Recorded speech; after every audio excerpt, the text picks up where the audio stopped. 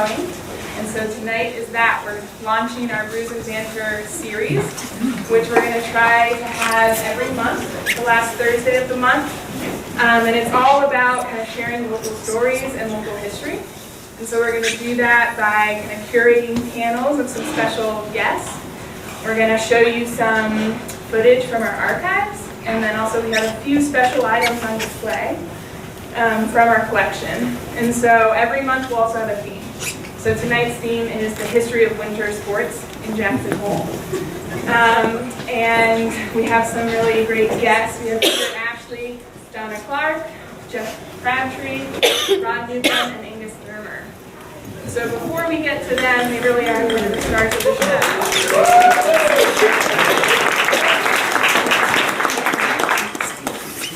We have about 10 minutes of footage to show you guys. It's just a bunch of clips put together of different winter activities that range from the 1920s to the 1940s in Jackson Hole. This footage was recently donated by Steve Lee, so it's a really great addition to our archive. So I'll start off with that. And I will also note that the footage is silent for the most part, except the tuning of the film that's digitized. So feel free to kind of shout out comments or questions as we're watching it, or talk amongst yourselves. That's kind of, I want tonight to be pretty casual, so we'll get started with that. So now it's your guys' turn. I think it'd be great if you guys could reintroduce yourselves and tell us a little bit about why and how you came to be in Jackson and call it home for at least a certain period of time. So we'll start with maybe Peter. Well, I didn't have any choice. I was born and raised here. So I grew up skiing, and I left the valley in 1985. Could you stand up? Could you Yeah. stand up? Stand up. You know, that's not the first time people have asked me to stand up. So I was born and raised here. And left the valley in 1985. So I was involved in all of the high school programs. I was a competitor here. I actually, once I left the University of Colorado, I came back here and coached. So skiing here in this valley is very, very much part of my life. And actually, skiing in general has been my life. So it's really fun to be here. It's wonderful to see all these people. So anyway, that's short. I'm Donna Clark, and Peter and Jeff and I went to school, so it was always A, B, C. So anyway, I was also born and raised here. I ski raced, my family ski raced. I have been doing research kind of for the ski club. My mother won a race on Snow King in 1946. And she said she had leather Montgomery Ward ski boots and homemade skis, and the only reason she won the downhill was because she didn't know how to turn and went real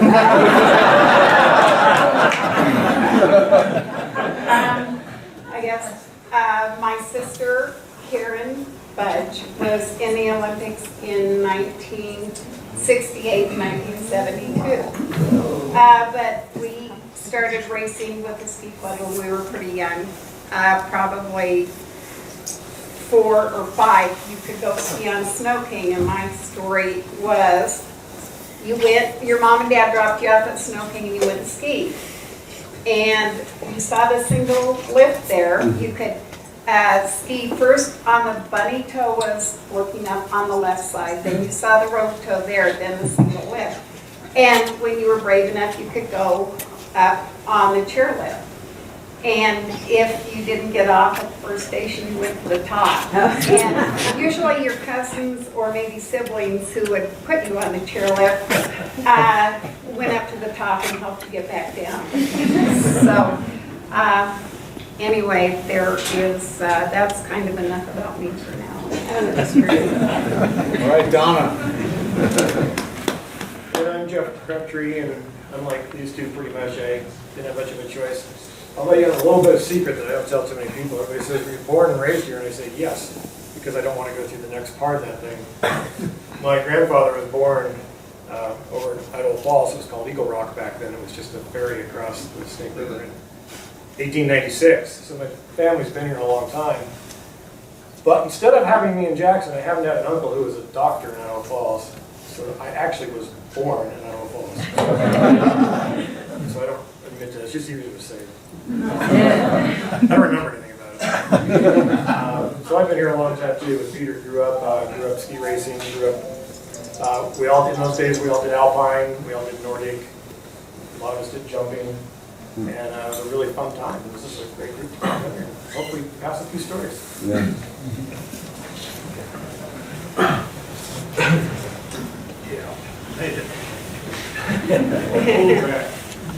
Rod Newcomb. Does anybody in the room not know where Crabtree Rock is? Well, it was under the old Chair 1. And I bring that up because I missed becoming famous by one day. I was off the day that Jeff jumped the rock. Donna and I were there. And he broke both legs. But I won the bet. 50 cents. So I'm a newcomer to the valley. I worked up in the park at the old Square G Ranch in '53. I came back and worked at the old Moran site below the dam in '54, and finally made it back here in '59. Question number 2, why did I stay? Well, there were a few cadre of us hoping that we could get a job when the village opened. And actually, it did work out for some of us. Of course, the other reason that all of us newcomers stayed was this was the last of the Old West. Everything here that Southern California, a boy like myself, would want. Now I introduce you to Angus. Thank you, Morgan. Thank you to the Historical Society for bringing this wonderful panel together. I don't know what I'm doing on it. There's a saying that if you can't do it, teach it. If you can't teach it, write about it. And that shows you where I belong. I am the newcomer, the latecomer. I first came here in '74 after I got out of college, climbing the Tetons.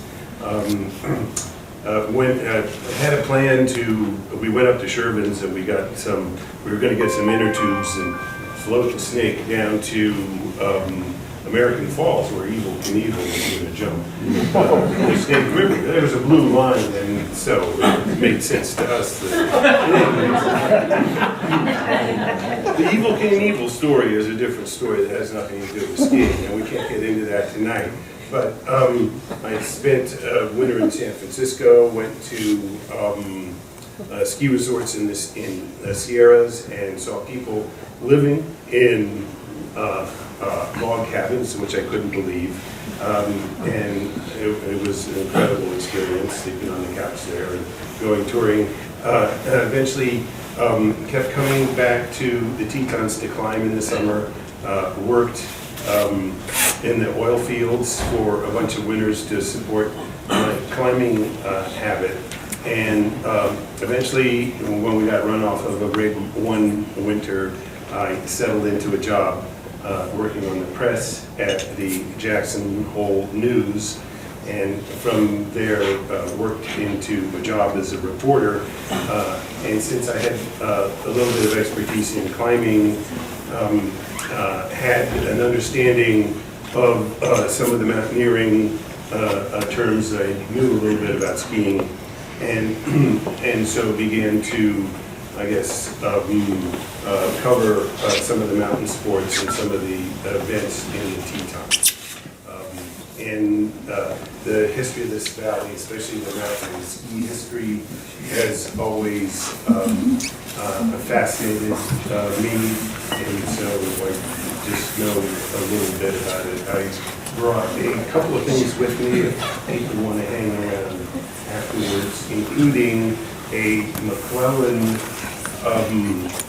a profile of the aerial frame. It's about this long, it's a blueprint.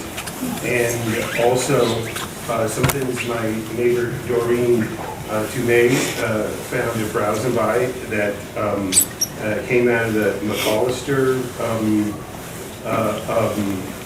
home, and they show Paul McAllister at the Olympics.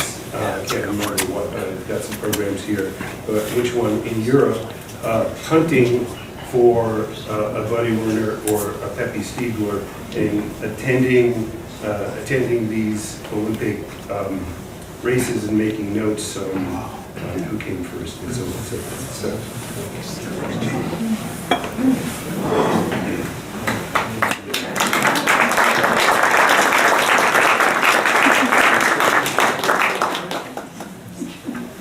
I think now we'll just kind of open it up for any stories you want to share about skiing. I know Rod has some photos to accompany your story. Do you want to talk about that tour? Sure. Okay.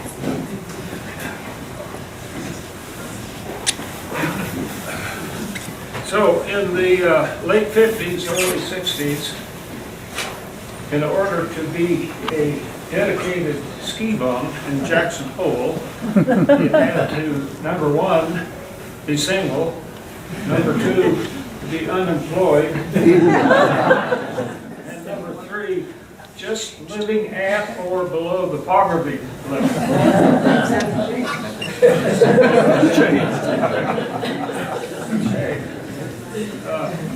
So when I rolled into town, it was Christmas Day of 1959. My caretaker job got snowed out in the park. Frank Ewing sort of lined me out for skis. I knew what snow was coming from Southern California, but I didn't know what to do with it. If you don't know who Frank is, I would like him to stand up because he's part of this story.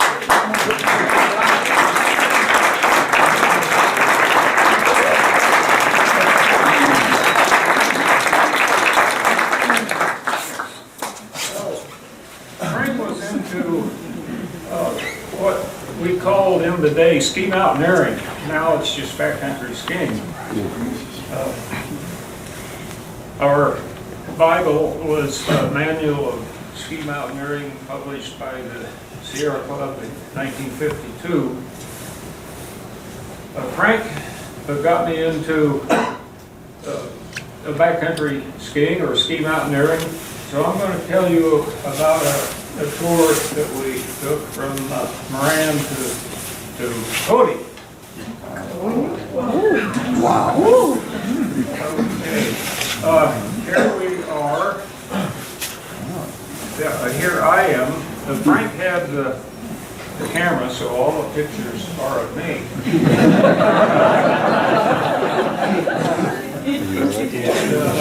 That way you can lag behind. This is day one. We put in at the Lava Creek turnout. As you're going east from Moran, 3 miles you cross Lava Creek. You've probably never noticed it because it only runs in the spring. It dries up in the summertime. But there was a parking lot there, and that was a trailhead. And it was a low snow year. We had to follow the trail. It would have been very difficult to go off the trail. For gear, we had some of Bill Lashley's head standard skis. We preferred these for being way out because they would not break. For skins, we had the old seal strap-on skins. They worked. not like the new skins, but they worked. For bindings, we had a toe piece that had some wings on it, the little nubbins. Into those nubbins, you would stick your single leather mountain boot. And for cables, then we had a lift front row with cables that went around the back of your heel. On the sides of the skis, there were some little clips that you could clip that cable down for downhill skiing. So this is day one, heading into the Enos Lake campground. Not campground, but a cabin. And Frank had a key for the cabin. Now that was 12 miles in. So that was day one. Day two, we went from the cabin to about 2 miles to Pacific Creek, and up Pacific Creek. Pacific Creek is a big, broad valley, actually. As you go up Pacific Creek, the creek slowly becomes smaller and smaller as you run out of tributaries that come in. And eventually, there's just a very small trickle of water. All of a sudden, with no perceptible change in slope angle, you're going downstream. You think of Two Ocean Pass as going uphill and going downhill, but that's not true when you cross Two Ocean Pass. Sometime later, about 15 years ago, well, this tour was mid-January 1961. About 15 years ago, I hiked that same trail with my daughter, and on the right side of the canyon, there's a brushy hillside. On the left side, there's a bunch of trees and the hillside. The valley is about 100 yards across at that point.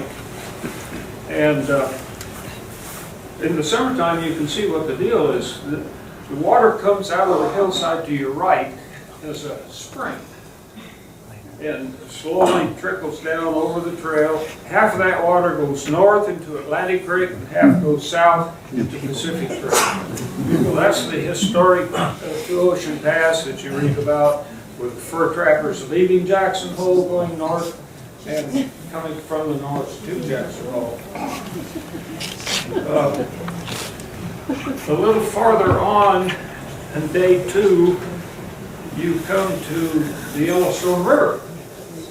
The only way to get across the Yellowstone River is by bridge in the wintertime. There was no way that we could cross it. The bridge had just gone in the year or two before. We were able to cross the Yellowstone on the bridge, and 2 or 3 miles downriver came to Hawk's Rest, where there is another Forest Service cabin. Going back to the bridge, you may have read something in the paper lately about the bridge. It needs to be replaced. It's wearing out. The Forest Service wanted to replace it with a helicopter. The environmental organizations said no. Forest said that's okay because we don't have any money to replace it anyway. So here we are at the cabin with a key. Very comfortable, much easier to sleep on a wood floor than it is on the snow. And so that was day two. Day three, we stayed at the cabin. We had wood, but we did not burn the wood stove, preferring to keep the wood there for the forest rangers in the spring and summertime. Then we had to cross Thoroughfare Creek. Frank had an ingenious way to do this. Take a big plastic bag and put one foot in it, take a big plastic bag and put the other foot in it, and wade the creek. And it worked. So that was day 4. We could have the next slide. There we are crossing the creek. Carrying the old head skis, yellow wind pants, which we had to order from Boulder. And note that there's not a lot of ice, and the snow is not very deep. It was a dry winter, relatively mild. I don't think we had temperatures below, say, 5 or 8 above throughout this whole trip. So that night was the first night that we actually had to camp out. Now we're about, let's get the numbers here. So the first night we were in 13 miles. Day 2 was 12 miles to Hawks Rest. And then we were headed up to Pass Creek, 12 miles where we were to camp for our 4th night out. Well, you're camped out in the wintertime in the woods. What are you going to do? You're going to build the biggest fire that you can. So you get warm twice. You get warm dragging the firewood in, then you get warm standing around the fire. Would you ever think that you could start a forest fire in the middle of the winter? We have the next slide. Oh, there we are, Chris. Well, here we are putting the fire out.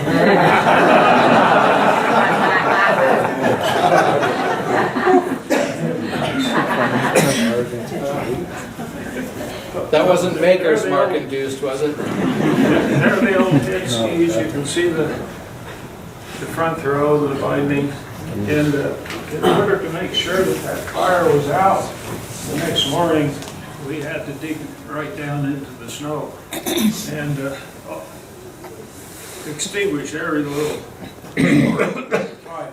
Well, what happened with the thin snowpack, the fire burnt right down to the duff.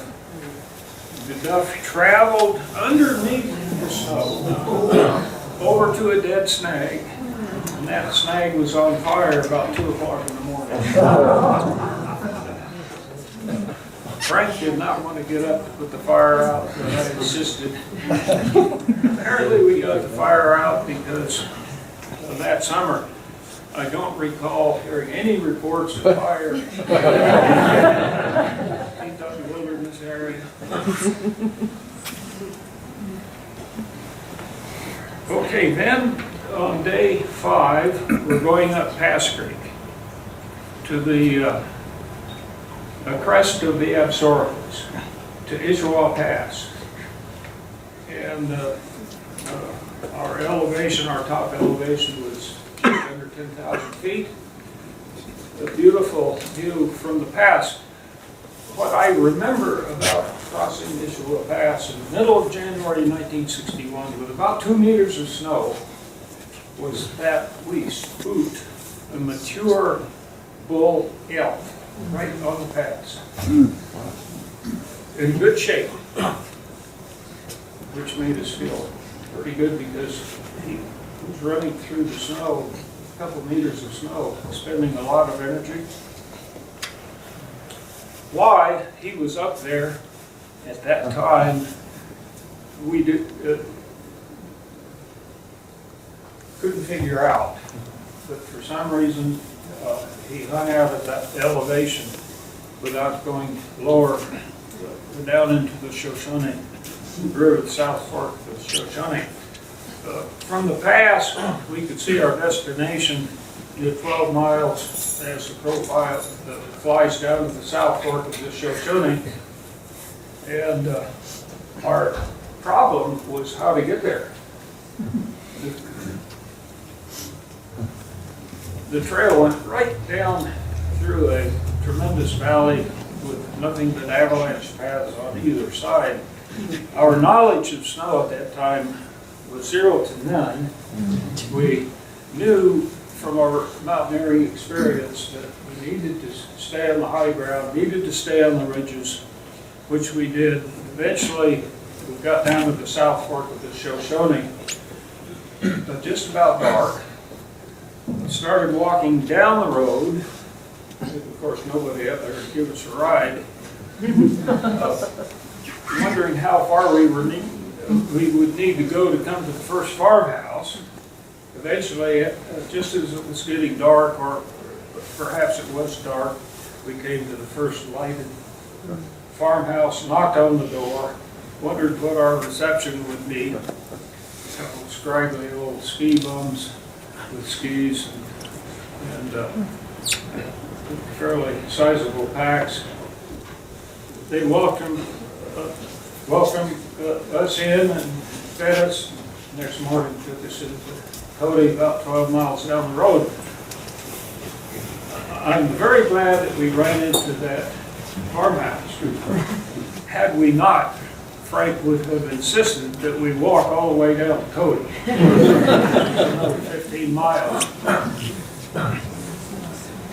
They dropped us off at the Irma Hotel.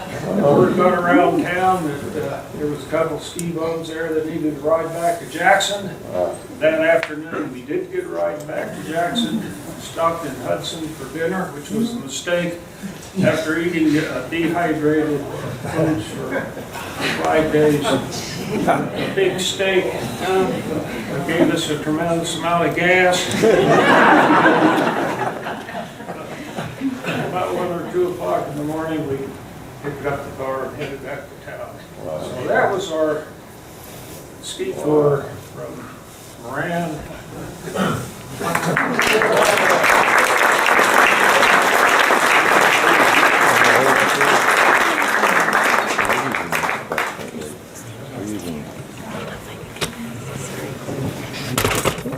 Question? How did you navigate on that? You said for a while you were sort of on the trail. Could you see the trail? Until we got fairly high in elevation, we could follow the trail. Of course, we had maps and compass. Okay. And, we were good enough with our maps and compass that we could have made it had not we been able to follow the trail. In a normal year, I think you could take off and just go cross country with map and compass. But we needed to find the Enos cabin, Enos Lake cabin, so we got a more comfortable life.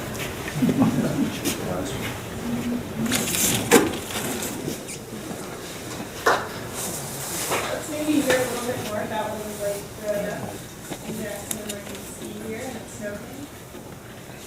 Me? Yeah, Jeff and Peter said they compared notes, they had the same story. Yes, sir. I'll talk first because then he won't have anything to say. We can all go to the bar and drink and leave him here to talk. No, I'll pass on so you can have it. I'm going to hit on a couple of different things and let's kind of finish up the sentence about what Rod did here. But growing up here, everybody did, everybody skied alpine. Not everybody did Nordic. Bird sucks, right? Sorry. I hate Nordic, actually. Didn't make me a living out of it, but I like it. It's all right. Oh, louder? Go for it. Okay. Trying to talk about it. Basically, the three of us all started here when Snowking was a single chairlift, and when you graduated from the bunny toe and your friends or family unfortunately put you on the single chairlift and sent you up the mountain, nobody ever told you to lift your tips up when you come to a station. So I think we all either fell off or hung on where our chair went back, and we had to go to the top of the mountain because we couldn't get off. So that was kind of our introduction to it. And we had a lot of fun times on Snowking, but I'm going to let Peter talk a little more about that a little later on. And we had some great times in the early Nordic around Snowking too. Back when we were hit junior high and we started doing a lot more Nordic, we were kind of driven into it by Johnny Curtis and Bill Ashley, of course. Probably Bill's the one that really got Peter and I into it. Johnny Curtis was just a phenomenal ski coach. Anybody that knew him, Johnny became the first U.S. women's cross-country ski coach ever. And he was our coach. All 6 of us on the ski team would pile on the same car every week and go to ski meets. Small town back in the day. But it was really fun. We had Ted Major, he was also a coach. And those are the guys that really kind of slowly drug us out of alpine skiing into Nordic. By the time we hit high school, I had a little incident at the village. I was still into downhill skiing. We went out there and ran into Gordy Wren Jr., whose dad, Gordy Wren, was the general manager at the Jackson Hole Mountain Resort. And I can't remember who else was there, but it became, I'll do it if you do it. I dare you. So there's this big rock underneath the chair, operating room. Well, my thought was, yeah, we can do it. Looks pretty good. So we started on the run around the corner and came shush down the cat track. Really stupid. You don't hit a rock that goes up like this at 30, 40 miles an hour. It's just, don't do it. Because what happened is I had so much speed, when I hit it, I went up into the air. I first started going backwards, but then I fought to go forwards, and I did go forwards. More than once, actually. By the time I hit, I had out-jumped the hill. So I was down on the flats. And I don't remember much about being in the air except saying, holy sh... I mean, and I was down. I thought, oh boy, I sprained both my legs. Both of them were kind of hurting a little bit. And the only way I really knew I was in trouble is my ski stuck in the ground like that with the tip up. In those days we had long thongs, which is kind of like you strap around you. You never want to come out, basically. So one of them did release, but the other one was sitting there. So my foot was still on the ski, and my tail was stuck in the ground, pointing in the air. The only problem was I was laying on my stomach. So that was a clue. And ski patrolman came up to me and he said, I think you broke it. And I'm only a freshman in high school, but I looked right at him and said, no shit. And then he looked and said, we should split the other one. I said, no, it's fine. It's fine. I just hurts a little bit, but it's fine. But this one hurts so bad. This one was just fine. I broke both my legs. My mom was single mom, really happy. I went to school every day in a wheelchair. All my ski buddies would haul me. I actually went to Patty Ewing's French class in a wheelchair, I believe, back then. Back in our Facade Club days, French Haters of America. I like it now, though, Patty. It's okay. But anyway, that kind of, actually, I don't know why, but that's kind of when I switched from Alpine to Nordic.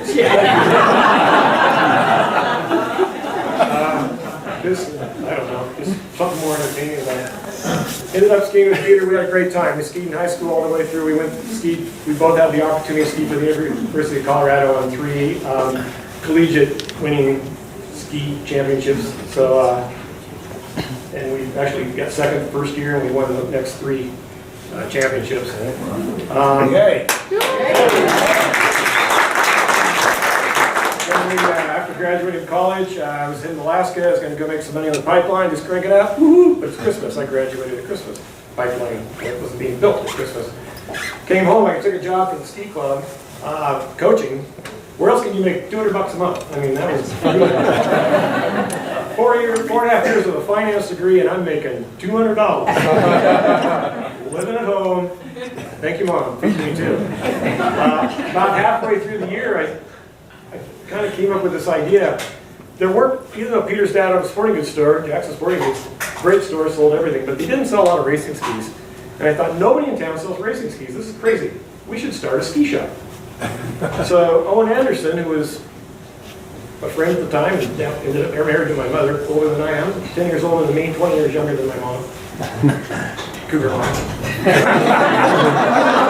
All right. She's Jackson. I'll tell you the story about her later. Owen looked at me and said, okay. And I said, well, we've got a small problem. don't know anything about it. We don't have any money. And, well, my mom rented 2 spots. It was called Ann's Apparel, which was one of Jackson Hole's earliest women's stores. And she had another little store next to it, which is now Skinny Skis there. And it was called Ann's 2. It was only open in the summer. I said, let's take it in the winter. We'll open it in the winter. Okay, great. I don't have any money. So Owen goes, I do. I have $1,700. I said, that'll work. So we actually, I took his $1,700 and spent it. I bought 8 pair of skis. Of course, you always sell in equivalent, so I bought 8 pair of boots. I bought 8 pair of poles. So we had to have 8 people the perfect size to walk in the store.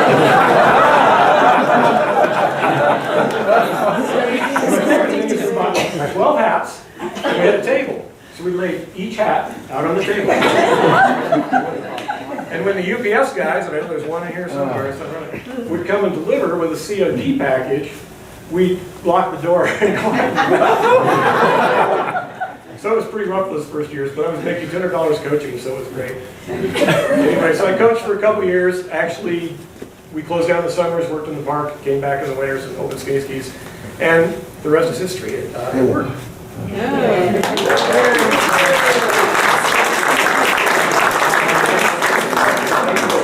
lot of people in here for letting me retire, be where I am today. The thing as I said about my mom is she told me this, and I don't know if it's true. She was a ski patrolman on Snow King. She said she was the first woman patroller on Snow King. And I don't know if that's true or not. And then the last area I'll go into is in 1979, we did the first full winter traverse of the Teton Crest Trail from Teton Pass to Yellowstone. We did a 7-day trip. I actually do have a slideshow on it, which I'm going to put back together one of these days, and we'll show with music from Rocky. It's great. It's very dated, but it's fun. And, we just started the pass. We skied.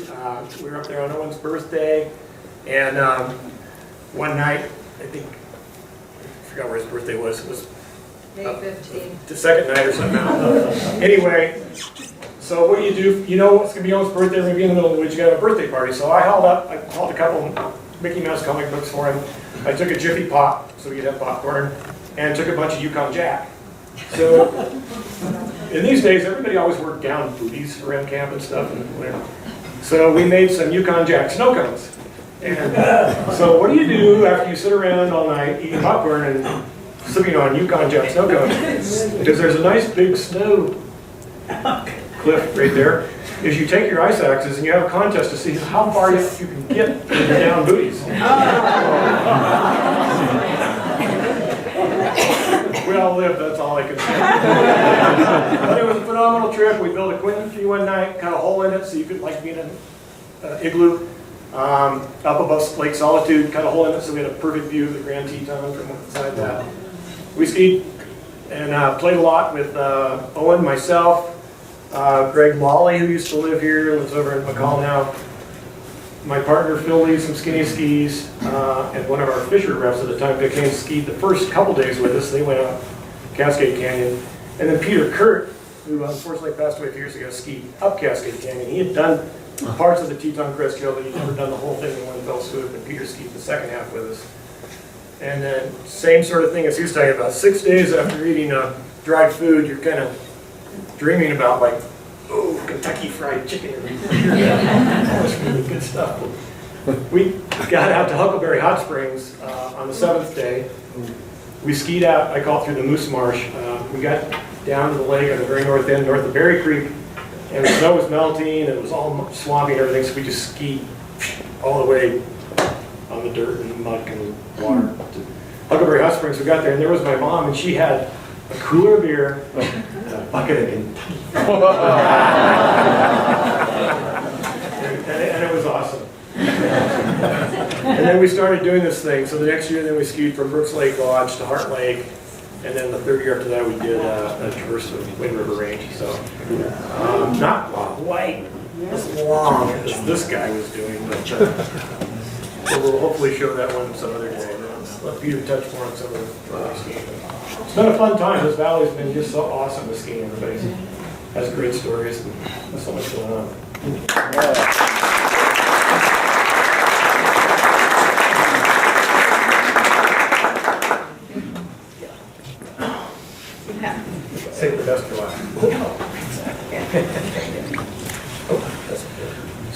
talk a little bit about a different subject, and that would be the competitive part of my upbringing here in Jackson. And I was very fortunate to be able to live at the base of Snow King my entire life. Not my entire life, but through high school. And I lived in the Murray House first, which of course has been moved.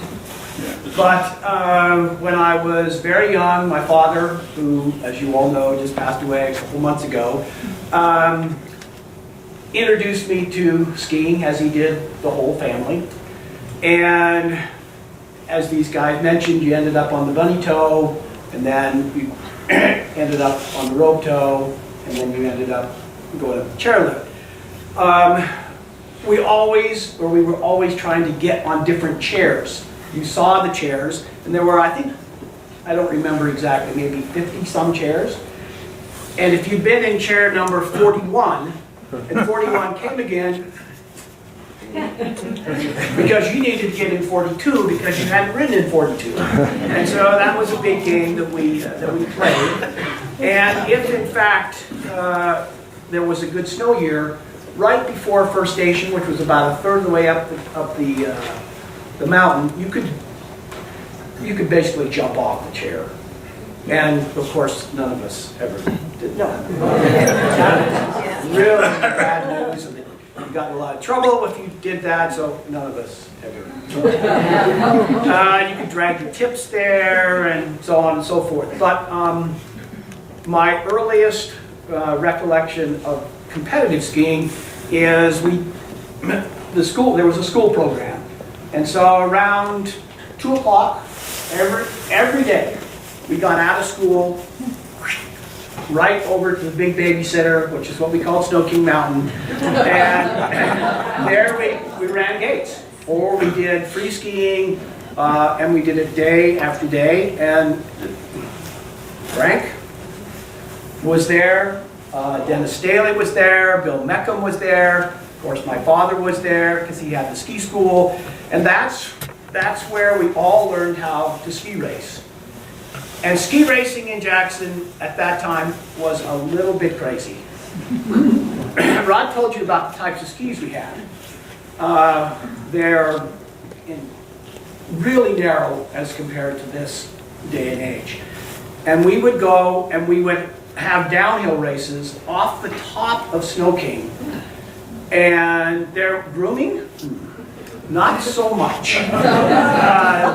There was really no grooming, except that before most of the races, all the competitors would go to the top of the mountain and you would walk down the mountain, and that was called boot packing. And then there were some people that came after that, and they side-slipped at the course, so it was all prepared, and God forbid that it snowed that night, and it was, you don't know what you're going to do. But skiing off of the top of Snow King on these really narrow skis going way too fast was really a scary deal. And I'm glad that somehow I managed to survive that. I never won one of those races because I didn't weigh enough. There were guys that weighed much more than I did, and they did very well in those downhill races, but then got the slalom races. That's where I was pretty good at that. So there was a junior program, and then there was a high school program, and we competed around the state. We traveled all over the place racing.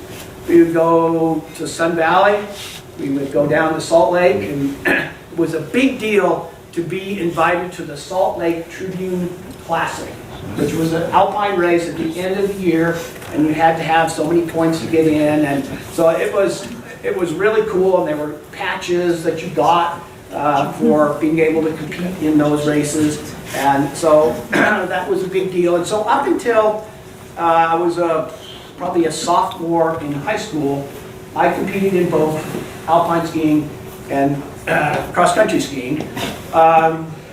Probably some of the last races I remember is running downhill from the third tower at the village. That was also really scary, and I never won one of those races either. but it happened, and those were some of the first events that were ever held in the village, and those were crazy downhills. But as we were growing up, especially when we were really small, we had a great time with these little trails that were in the woods on Snow King. The adults couldn't ski there because the branches were way too low, we were really small, and we would go up there and we would spend hours on these crazy little trails up and down and around the trees and whatnot, and then we'd get to the bottom, go back up again and do it again. And that was really, really a lot of fun. We were just playing on skis, but we really learned how to ski and balance, and it really helped us down the road. And of course, you had to have something to eat. And so, middle of the day, you had $1.50 or $1.25 in your pocket, and you went into the ski shelter, and there Billy Saunders had a grill. And you'd get a hamburger and something to drink, and sat down for a few minutes, maybe in front of the fireplace, and then you and your buddies were back on the trail again, and we spent, I couldn't tell you how many hundreds and hundreds of hours this community spends on Snow King. It was really, as I say, the town babysitter. It was really cool, and it was a great social event. The ski club had little waxers races where, I mean, you could start competing when you were probably 6 years old or younger. Yeah, or younger. And they had, at the end of the weekend, they had these big potluck dinners where all the families would get together, and the parents would bring all this great food, and it was in the ski shelter, and you all got together, and the awards were handed out, and everybody got their awards and had something to eat. It was a very, very social part of the valley was skiing. It was a big deal, and it's what many people did. I got a little better at cross-country skiing, and as Jeff mentioned, we both ended up at the University of Colorado, where we were NCAA champions for 3 of the 4 years that we were there. I came back here and I coached after I had also got my finance degree. Came back and went and got that $200 a month, was really wonderful. But I was lucky. I was able to go another step. I ended up working for the U.S. ski team for quite a few years. And then, as most people do when they work for the ski team, you get fired. It's just part of the deal. And I worked for Jeff. So he had a shop out in California. I needed to do something completely different. So he said, hey, why don't you go to California and work? So I worked out there for a while, and eventually ended up working for a ski company called Fisher. Spent the last 20-some years working for them as a national sales and product manager. I just retired a couple years ago, and now I live in Bozeman. So skiing, to me, it's my life. It's what I do, it's what I believe in, and this valley was really, really important to my livelihood. Without the Jackson Hole Ski Club, without the school programs, I would not be standing in front of you. I would not have had the experiences that I have had, the people that I've met, not only here, but all over the world. And so skiing here it's a big deal. And I'm very blessed to have grown up here with the programs that existed here, and it's really good. And before I leave, I have one more story. So, early season training was normally on the top of Teton Pass. And you could almost always ski there at Thanksgiving. There was a rope tow. Went up in an L. And where the parking lot is now is where you rode up from the bottom, and then we went left and went up. And we were not allowed to ride that roto in the beginning of the year because we needed to get in shape. So we had to walk. And we walked and we loop packed and we walked, but okay, that's part of the deal. And then we have slalom practice, and we didn't use breakaway gates. We didn't even use bamboo gates. We used lodgepole pine.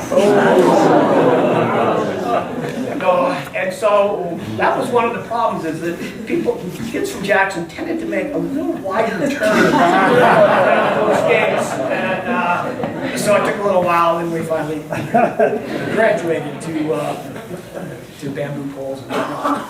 But we weren't very big at that. And it was difficult on the rope tow, because you'd hook it on with your hands or a rope tow gripper, and away you'd go, but the tension in the rope was so big that you went like this.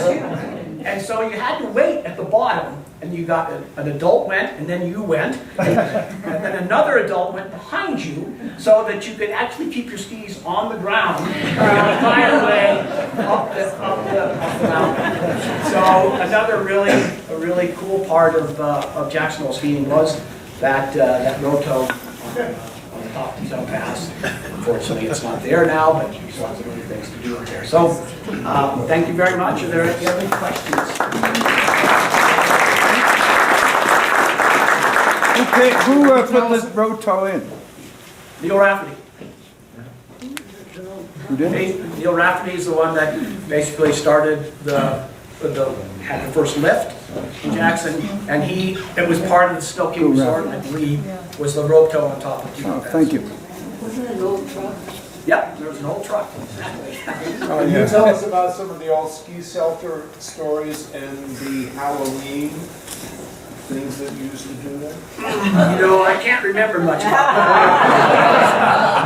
that. We might leave that for somebody else. But the ski shelter was it was the center of a lot of social activities for the valley. You know, my recollection are more in the wintertime, but as you saw in that film, there was the hockey rink below it. So that was centered around that ski shelter as well. A lot of the early cross-country ski races started and went around that ski shelter, and then they headed out and went right over the top of the graveyard, right up by the Murray house, and a little bit farther up where, of course, there were the moose up there, and you know what moose do. Up the mountain. And they chased us for sure. So where was the shelter located? The shelter is about where it is now, exactly. It was right there. You know, there was no ice rink there. Okay. The ice rink is where the landing hill for the jumps used to be. Is Right. where basically the shelter is now. So, you know, there were a lot of really great potluck dinners there. And as I mentioned, it was such a social scene. It was a chance for the families to get together. I mean, winter in Jackson, I mean, it's long now, but 50 years ago, it was really long. And, you know, you couldn't get out of the valley, and it was tough. So ski racing was a big deal. It brought people in from other parts of the Intermountain West. And, you know, the ski club hosted national championships, national junior championships, and so on and so forth. So I don't know if I answered your question or not, but that's about as good as I One can thing do. about the ski club in the early days is it always started, you get up there and all the parents would have a meeting, and all the kids would be outside throwing snowballs and killing each other and whatever you could do. Then you'd have a huge potluck dinner, and then they'd always show a movie at the end. And it was like the coolest thing ever. And I just wish they could come back to that in this lifestyle. You know, it was so much fun. And I mentioned another thing about Peter when you talked about they didn't have snow groomers in those days, so they boot back the course and you ski back afterwards. At the 1964 Junior National Championships on Snow King for the downhill course, got a huge dump of snow, and they didn't have enough people to boot pack. And I can't remember who it was who got all the horses together, but they boot packed it with a herd of horses. And I actually We'll get back a picture that I don't have handy right now. Yeah. I do have a picture of that in some history. And the last thing I want to say is Peter's being quiet here tonight. That Peter was the United States Olympic ski team coach and the United States ski team coach of the women's cross country team for many, many years.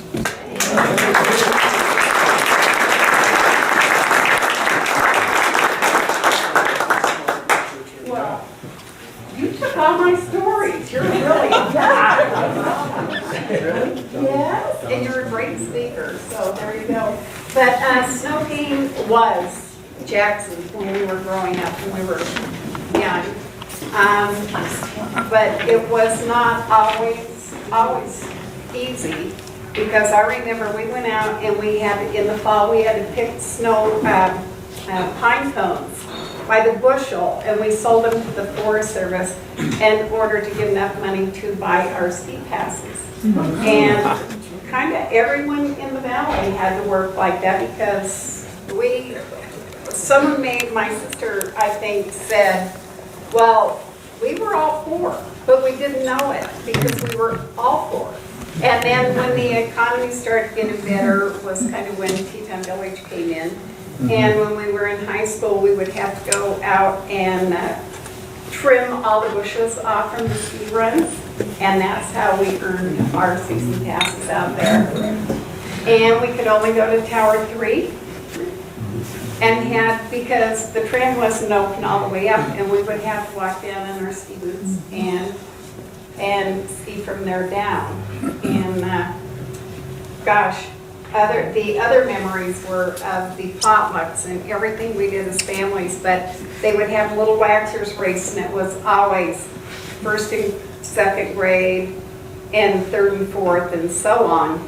And my mom kept an awesome scrapbook, and it mentioned all the people in Jackson Hole. There were so many people who helped us kids, like Mrs. Crabtree was my teacher in 1957, and John Harrington was Karen's teacher one year, and Bill Ashley was a teacher, Bill Saunders, and they all helped in them. My dad, Clint Budge and Orrin Budge, helped with all the coaching, and it was pretty much all volunteer everything. And I think we really did work hard, and we really did appreciate what everyone did for us. And I have, though, a funny, it is about the Olympics, or the Junior Nationals here in 1963. And it was entitled, Jackson Has a Long History of Skiing. And just one of they were talking about how many people had volunteered for the Junior Nationals and helped, and they hand sewed all of the bibs for all the racers and everything that it said. An interesting note is the fact that some of the contestants came from areas where there was a lot of industry and wealthy people. Their journey here was easily financed, no doubt. But there are also many young people from small communities, perhaps smaller than Jackson Hole. This trip here has been financed by local activities, bake sales, raffles, and dollars contributed here and there from tin pocketbooks. The kids from Boston came in a chartered plane. They left there in the morning, arrived here in the afternoon. Products of the jet age. They are now jetting down our slopes.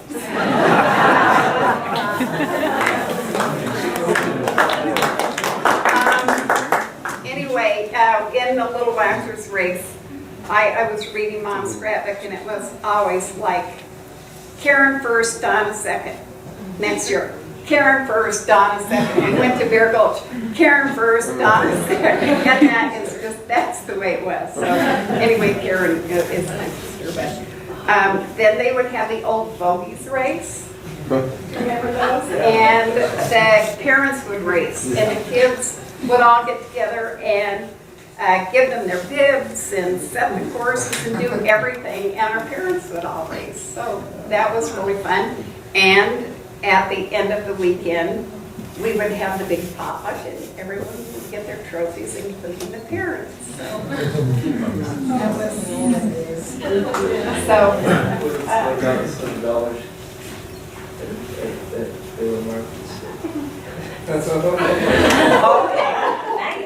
well, yeah. Bill and Martha Saunders had a sandwich shop where we could go get something to eat if we were really lucky. We didn't get to buy anything there very often. And one day we went, oh, I bet we could take some of Mom and Dad's silver dollars and go down there and buy hamburgers. Oh, no. So we did, and Bill and Martha went to Mom and Dad and said, do you know your kids are buying hamburgers with your silver dollars? And we got in big trouble. So that's how close it was. I mean, Bill and Martha told our parents. So, yes. What was your racing like? I raced, I guess the biggest thing, I raced clear through high school, and I won the Western States meet in Sun Valley. It's where everyone, but I got to travel to New York and go to junior nationals all through high school. And I got to ski with the US ski team. And then I chose to have an awesome son and quit racing. And then my kids raced, and I got my first season pass at Snow King that Mom actually has when I was 7 years old, and I still have one today. So I still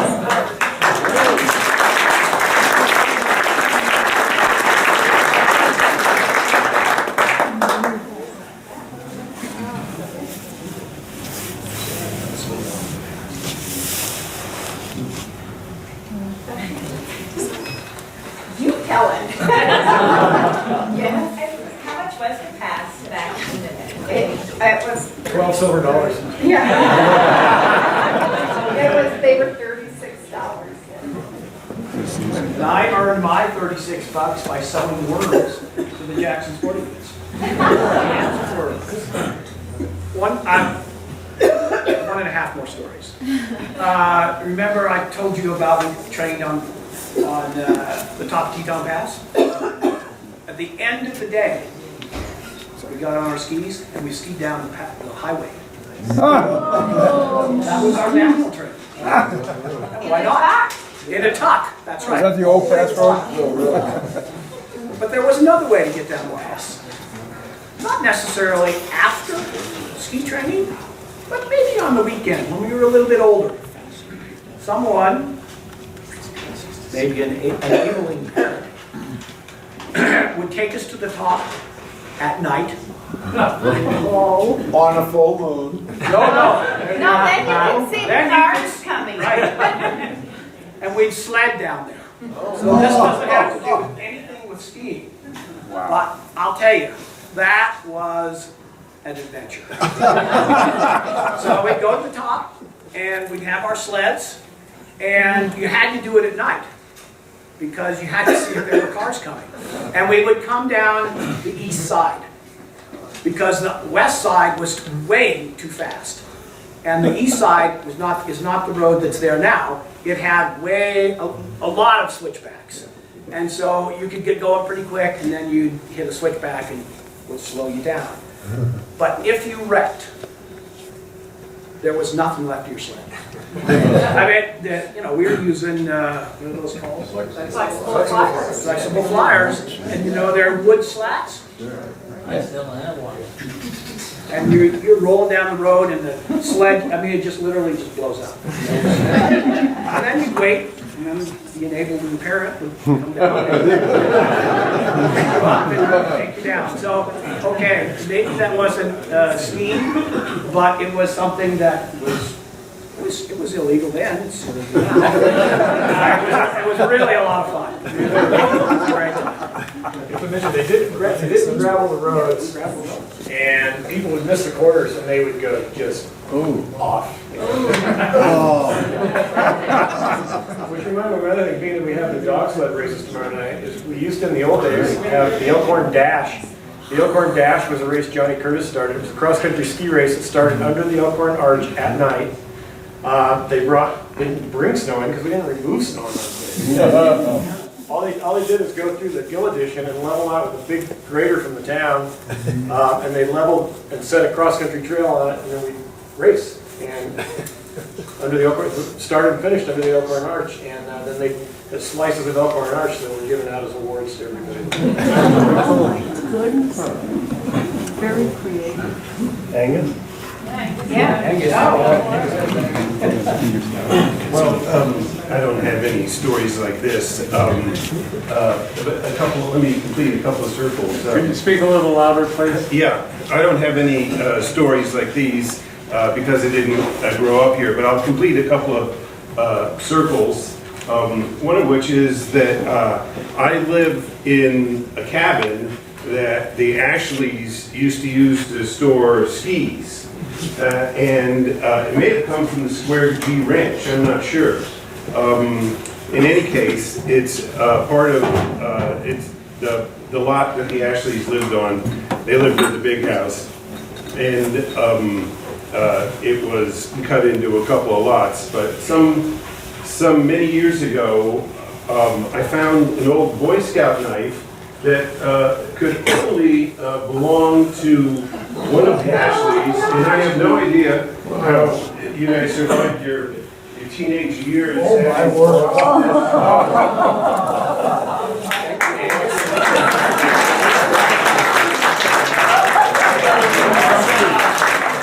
It's been around the block a couple times. Thank you, sir. But I began reflecting when Jerry Bland announced his retirement, and the Mountain Resort said that they'd been through their development period, and now the resort was going to focus on the quality experience and a couple of things like that. And that kind of puts a period at the end of a Jackson Hole paragraph that really began, I'm going to say, in maybe the late 20s or the early 30s, at a time when it was just during or after the Depression, when some Wranglers came into a saloon downtown and started griping about nothing to do for the rest of the winter. And here they were coming in, they were going to get soused because all the dude ranches had just shut down, and everybody was going to go on credit for the winter. And someone had the idea, what we need, we've got everything here that they have in Switzerland. This is a little Switzerland. We need to have a winter carnival. And so they put together committee, I imagine, and I think H.L. Jensen's dad was probably part of the group. They printed an advertisement on the back of the Union Pacific schedule. They took a caravan of people down to probably Evanston and then Salt Lake, I'm pretty sure, and they drove around and they announced the Winter Carnival. And among the events they were going to have was the ski jumping, I think it was called the Long Lauf, a cross-country race that might have gone all the way out to Wilson and back. They might have had a kid's dog race, hockey. Glenn Chambers might have been the enforcer on the Jackson hockey team, but that was a big sport right there at the bottom of Snow King. And as far as other than the cross-country event, I'm not sure what kind of real downhill events they had at the time. In any case, they were all set to put this on when a huge blizzard hit the valley, and it closed all the roads. And this was the winter that the woodcutter's son was still at the bottom of Gory Slide. And the rumors abounded, and there was a correspondent who was staying at the Crabtree Hotel at the time, and they didn't want the word to get out. There were rumors that people who were coming to the festival were killed, as many as 6 of them. In any case, this was, to me, kind of emblematic of the problem that this valley faced for a long time, which was, yes, it was a wonderful little Switzerland. Averell Harriman couldn't get here. He needed a railroad, and the closest it could come was Victor, and so he went over and invented Sun Valley instead.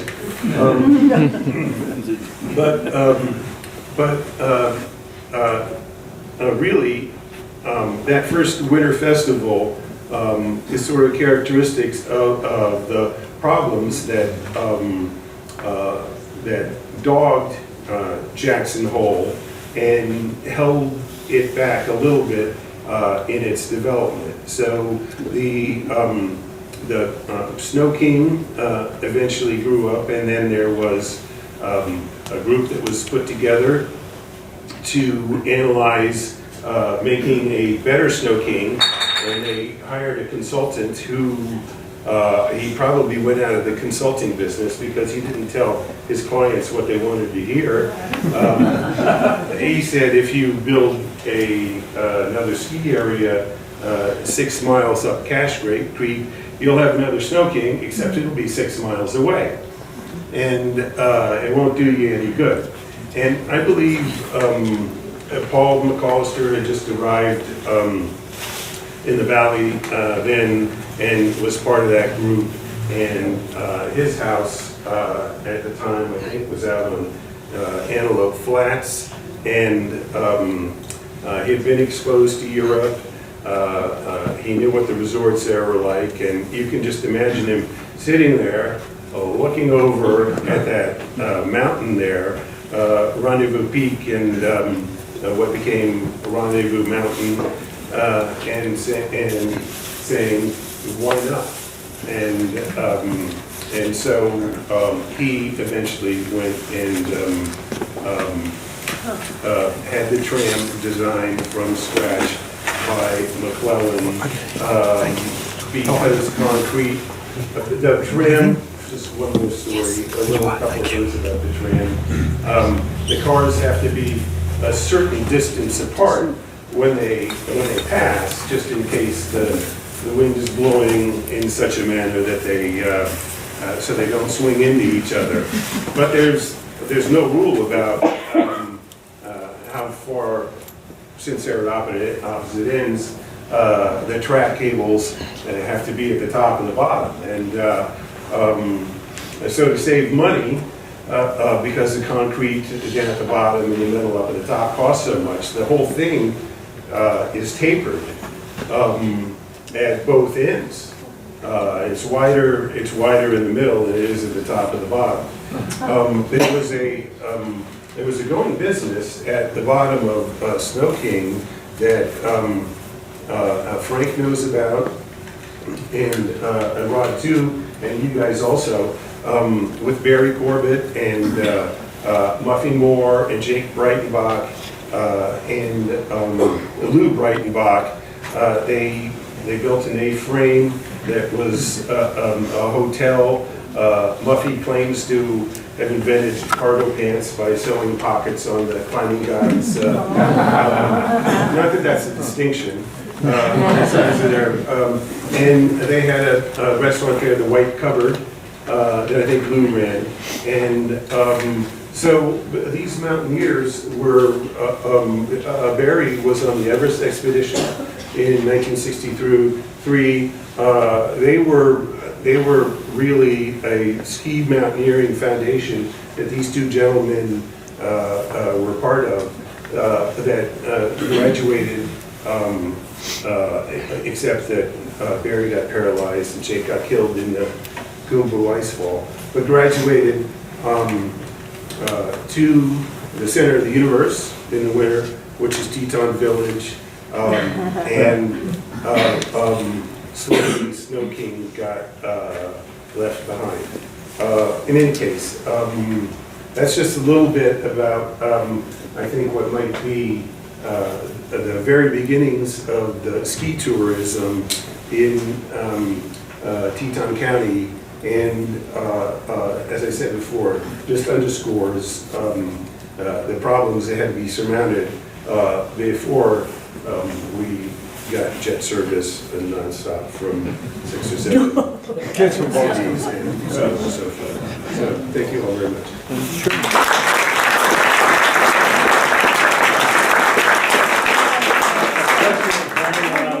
Tie it all together. Could you tell us why the tram was a year late in getting built and the Thunder Lift was a year late in opening? Does anyone know the answer to those? Yeah, unfortunately, I do.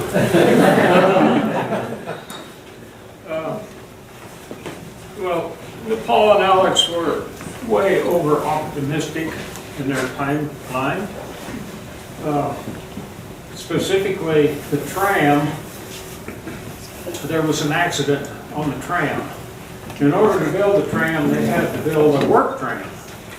It was a jig back, just as the tram is. And it was 2 locals. Simpson, Pepper. That was later. That was later. Yeah. We can't come up with their names, but if any of you recognize their names, speak up. One side of the tram was for personnel. The other side was for materials. To save time, the cement bucket was at the top. They did not want to wait for the other end of the tram to come up. So they jumped in the cement bucket. That haul line did not have a safety brake. And the luck of the draw, the cable parted and that bucket came down at a tremendous velocity, and both of them died in the accident. So that delayed the construction of the tram. Well, there was another reason. And the other reason was when they went to ship the cables from Europe to the United States, the cables, each one they decided to keep on one spool. So there were four of these big spools. And in Europe, they had a truck that could hold it. And then it was lifted by crane onto the deck of the ship, which came to New Orleans. And when they got the biggest, heaviest truck they could, flatbed, for the cable, the crane lifted the first cable, lowered it onto the flatbed, and the flatbed wrapped up around the coil. And it wasn't until the following, it delayed it about 3 months, but that meant that it held the construction back a year.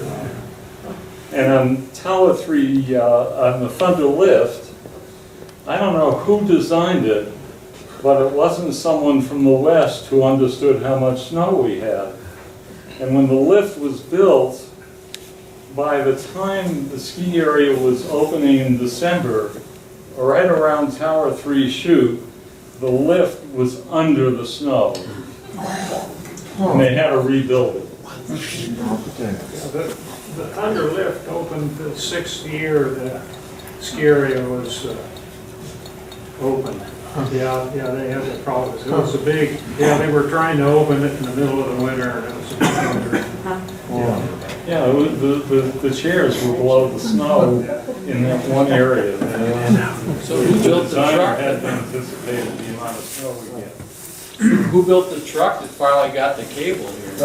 I don't know, but whoever did, at least this time when they built the new one, if you looked at the trucks that brought them in, they were especially built to be put together for the load that would be on it. There were multiple pieces that were joined together, and you could make the truck longer or shorter. But it was very, very special trucks that brought those cables here the second time. I wasn't Sir, would you around like to for take the my first. seat? I'm serious. Thank you. I got a general question, John Seidel. I came in '69 to ski for one winter. You know, a common story among us later ski bums. And I came to town with a pair of jumping skis and boots. I had jumped a little bit in college, never very good.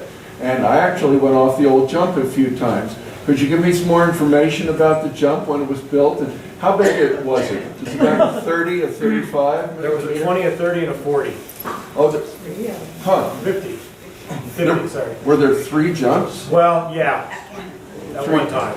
Huh. They weren't all there at one time. Okay, oh, I see. Originally, the larger jump wasn't there, and then they kind of destroyed the 30.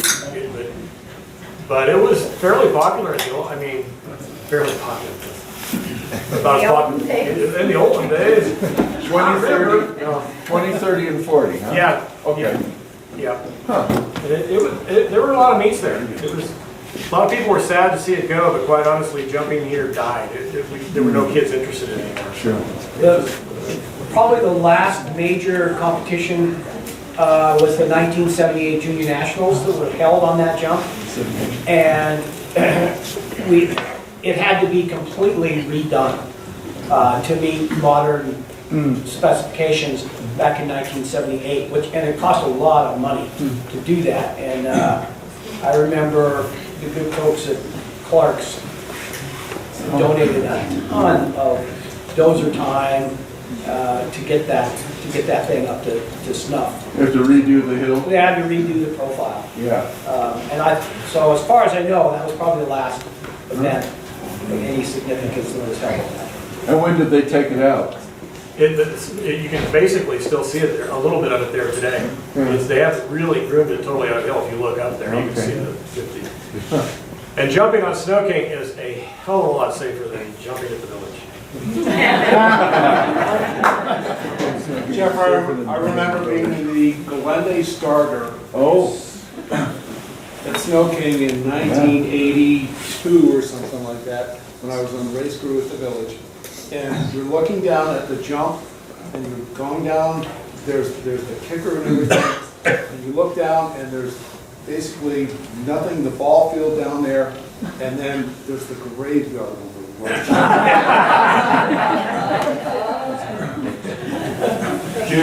Do you remember a series of, I don't know, exhibition jumps or something? They had 3 little jumps, and Tom Chula came down last, and he wasn't officially entered into the contest, but he came down stark naked over the 3 jumps, had the best time of anybody, and skied off into the woods where his friends had his clothes. I don't know what year, late 70s maybe? Back when street meat was big. And on that note, any last questions? Otherwise, I can welcome you guys to mingle a little bit. You guys does have anything upstairs if you want to transition around stuff. We also have some old skis and poles and boots right here if you want to check those out on your way out. But otherwise, thank you all for coming tonight. Thank